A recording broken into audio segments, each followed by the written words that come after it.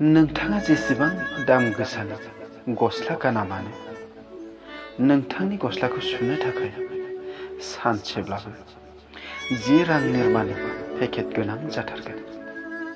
थिग बिदिनो नोंथांनि गोसो गोरबोनि गोथार सानस्रि, थार अननायखौ सिनायहोनोब्ला सानसे नङा सानसे गोरिब सुबुंनि गोनांथि जाथारगोन।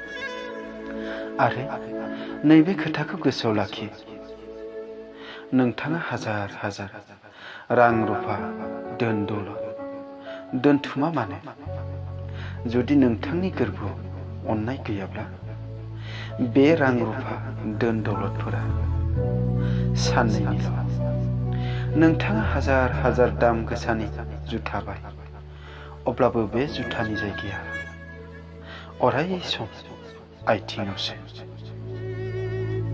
खोथायाव दं, जोगोनारा जेसेबां गिदिर जायाथों मानो, बियो जेब्लाबो बिलाइनि सिङावसो।